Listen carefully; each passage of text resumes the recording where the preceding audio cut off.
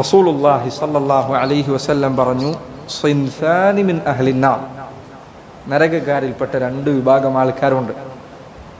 ലം അറഹുമ, അവരെ രണ്ടുപേരെയും ഞാൻ കണ്ടിട്ടില്ല എന്ന് പറഞ്ഞാൽ നബി സല്ലല്ലാഹു അലൈഹി വസല്ലമയുടെ കാലഘട്ടത്തിൽ ഇക്കൂട്ടരില്ല. ഒന്നാമത്തെ വിഭാഗം ഖൗമുൻ മഅഹും സിയാത്തുൻ കഅദ്നാബിൽ ബഖർ, ഒരു കൂട്ടം ആളുകൾ അവരുടെ കയ്യിൽ പശുവിൻ്റെ വാലുപോലുള്ള ചാട്ടകളുണ്ട്. യദ്രിബൂന ബിഹന്നാസ്, അതുകൊണ്ട് അവർ ജനങ്ങളെ അടിക്കുന്നു. ഉലമാക്കൾ പറഞ്ഞത് ഈ കാലഘട്ടത്തിലുള്ള അനീതി നടപ്പിലാക്കാൻ വേണ്ടി ലാത്തി കൊണ്ട് ജനങ്ങളെ അടിക്കുന്ന പോലീസുകാരെ കുറിച്ചാണ് ഈ പറഞ്ഞത് എന്ന് പലരും വിശദീകരിച്ചിട്ടുണ്ട് ഈ ഹദീസ്.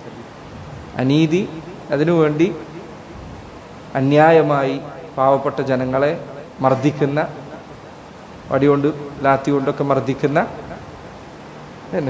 ഹദീസിൽ വന്ന അതേപോലെ തന്നെയാണത്.